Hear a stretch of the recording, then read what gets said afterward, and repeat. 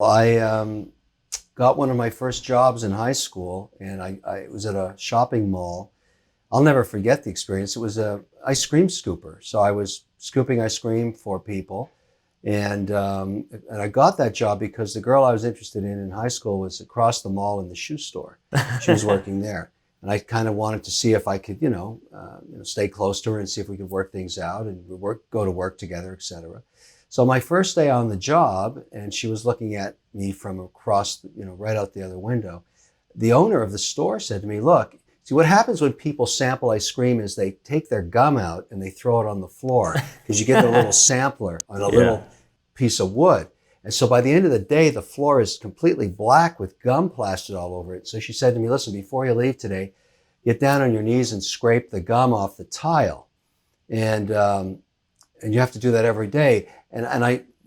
This girl I was talking about was watching me, and I said, "Wait a second, you hired me as an ice cream scooper, not a gum scraper. I mean, I'm happy to, scoop ice cream, but I don't want to get on my knees and wash the floor." And she said, "You're going to do whatever I say. I own this store. You're my employee. If you," and I said, "Well, I'm not doing it. My job description was an ice cream scooper." She said, "Well, how about this? You're fired." Wow. And I didn't even know what fired meant, but I figured it out pretty quickly. And that was very humiliating for me. I had to ride my bicycle home, tell my mother what happened. And so at that moment, I realized something very important. It was a big lesson in life for me that there's two types of people in the world.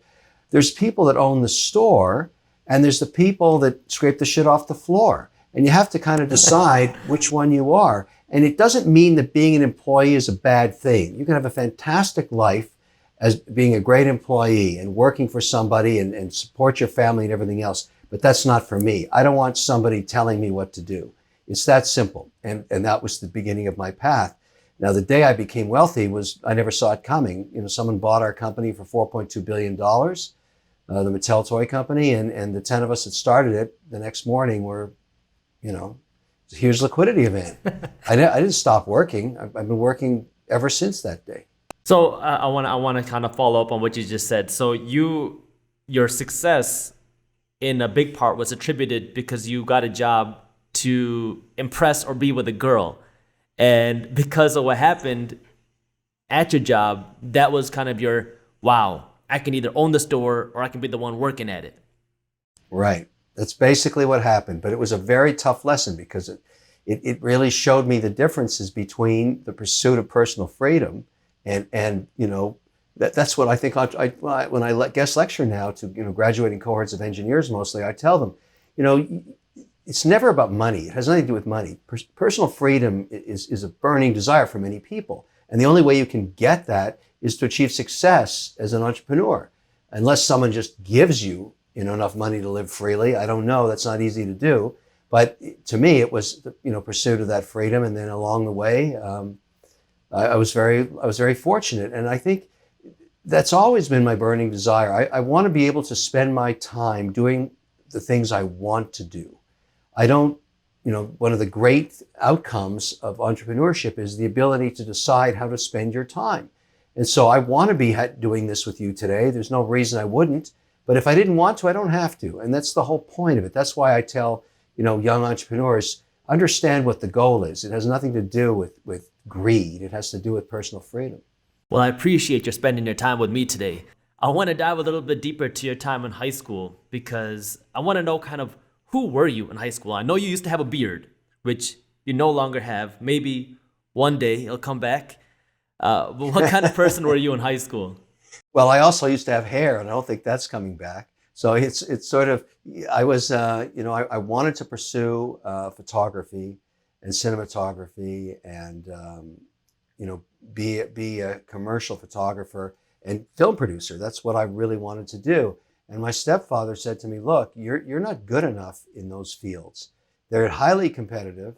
You're probably going to starve to death. Maybe you should pursue a business degree." This is after I'd graduated from undergrad because, basically I spent my undergrad in arts and psychology, chasing girls and doing what all college students do, have a great time. But when I graduated, I really had nothing to show for it. I mean, I'm happy to get a degree. That's great. But it was not in a discipline that I could find a living or form a living. And so he said, "Look, you should you should go and get a business degree. And then no matter what discipline you pursue, at least you'll have the building blocks for business. It was great advice. And I was able to do that. And that's, the next path. That was the next path. And when I got out of business school, then I formed a television production company. And I was able to, at that time, start doing sports programming for the networks around the original 6 hockey teams in New York, Detroit, Boston, etc. And that company was quite successful, and we sold it. And then I started the learning company next, or it was called SoftKey first, and then the learning company. And that's the one we sold for $4.2 billion. So it's kind of a serendipitous path. You never know how it's going to turn out. So on that point, I think a big point of debate now amongst a lot of people is college. And my question is, does college matter? And the reason why I'm asking is because I grew up in a traditional Indian house. My parents are immigrants from a state called Punjab. And like a lot of Indian immigrants, my parents always told me that if you want to become successful, you have to become a doctor. It's like the path to wealth. That's what I was always taught. Now, for me, I went through schooling. I don't use any of my degrees. But what value does college have nowadays? Does it still have the same value it did when you were in college? Well, those are great observations you're making, because I'll tell you the truth, I don't use my degrees either. I don't even remember anything about what I took in my MBA. It doesn't matter. What the value is the people I met during that program ended up being very important to me in my career. And I've always thought of education really as a chance to expand your contacts, even whether it's undergrad or graduate work, is that you're creating a network, a social network. And in order to be successful as an entrepreneur, you need to know people that can help you in different disciplines. And I never realized that when I was going through it, but I don't remember anything of, some basic variable cost analysis or something. I don't really remember or care, but I can tell you my success in business had a lot to do with the contacts I met there. And when I teach now, I recently taught a graduating class at Harvard just this week. And I told them the same lesson. The prof didn't like to hear that, but it's the truth. I said, it's the people sitting beside you right now. Some of you are virtual, some of you physically there, that are going to be the most important thing you get out of this education, not the actual coursework or cases. It's kind of, real life will teach you that, but the contacts you have are extremely valuable. So I would argue that there is value in college. There is value there. But while you're at it, pick a discipline. I know your parents told you doctor, but I told my kids engineering. Like I said to them, look, if you want a great outcome for what you're borrowing for college, is engineering. And if you have time at night, do some engineering. But it's sort of, these days artists are becoming very valuable because of the digital economy. So it's always different for each generation. So I want to go back to when you sold the learning company for $4 billion, because you said you sold the company and now you finally had some liquidity. So when you were building the company, I'm assuming you must have had a lot of revenue to sell the company for billions of dollars. When you made your first $1 million, did you think you were rich? It's a great question. The way that happens, and I've talked to many other entrepreneurs that have had big liquidity events. At the time the learning company was acquired, it was the largest publisher of educational software in the world.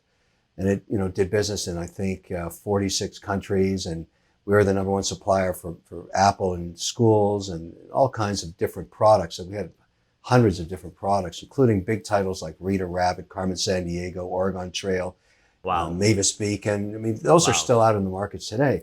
So it's sort of, but really, you never, when you're really passionate about what you're doing, you don't really notice how this wealth thing occurs, because I owned a lot of founder shares. I was one of the founding members of the company, and one day they were turned into cash through an acquisition.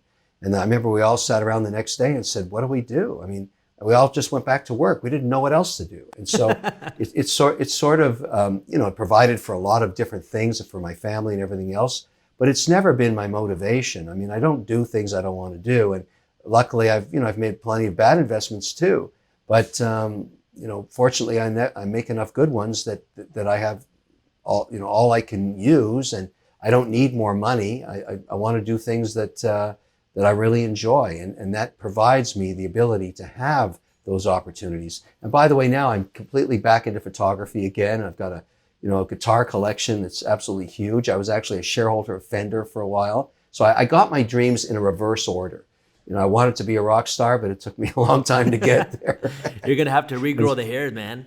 Yeah, I have to. I have to do that. But it's really interesting. I do a lot of work with the guitar companies now, and I'm very big in watch collecting and things that I really have a passion for that this freedom provides me. The thing that I want to dive a little bit deeper into on this topic is, especially nowadays, we talk about entrepreneurs making the first $1 million. When you make $1 million, I think a lot of people have the kind of misconception that, oh, I made $1 million, now I must be rich. But for a lot of entrepreneurs, you make $1 million, all of the $1 million goes right back into your company because you want to grow it bigger. So is the way for someone to now build a business and sell it, or how do you now kind of pull out some of the capital from a business that you're making money on? My mother taught me something that I really didn't value until later in life, but she, as a young working woman in her 20s, used to take 20% of her paycheck, and she would invest it in two things: telco bonds, because back in those days, she said people would rather turn off their heat than not be able to talk to people. Wow. So in those days, those bonds would produce 6 or 7%, for 5 to 7 year duration, and the other half was in dividend-paying S&P stocks. And when she all through her working career, she just put 20% into that and never took it out. And she lived off the interest or the dividends. And what happened when she passed away, I was the older brother. I became the executor for the estate, and the lawyer called me downtown and said, listen, your mother died a very wealthy woman and you're the executor. And I said, that can't be. Well, she kept that account secret from both of her husbands. She was married twice. You're kidding. And she did it for herself. And I always wondered how she could afford to take care of her whole family and put my brother and I through college, and all kinds of just myopic focus on keeping herself financially independent and not even disclosing it to anybody. And when I called up my brother and I said, you can't believe this, her portfolio was very conservative, but over the 50 years that she had it, it grew immensely because she just compounded those interest payments and dividend yields. And that's the magic of, what I've learned. In fact, there's 100 million Americans today that do not have anything set aside for their retirement in their 60s. And that's one of the initiatives I've started. I have a product called Beanstox, Beanstox, that you can download. It's an app. It's one of the robo-advisors, but I've built mine to be incredibly simple, to kind of emulate what my mother did. Take, a minimum of $100 a week, put it aside, and we put it into indexes and ETFs in the market, and it grows with you your whole life, and it automatically transfers it from your payroll if you wish. And it does something for you that, as an entrepreneur, or even if you're just working, it forces you to invest in yourself.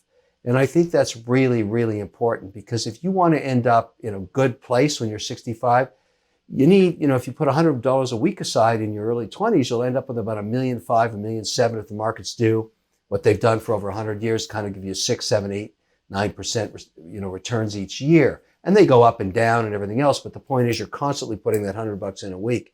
So Beanstox was my answer to that, to say, look, this is something you do anyways. Even if you're an entrepreneur, you still have that nest egg that you're putting aside for. And that's what my mother taught me. And I always had that. I always tried to put enough aside just in case the poo-poo hit the fan.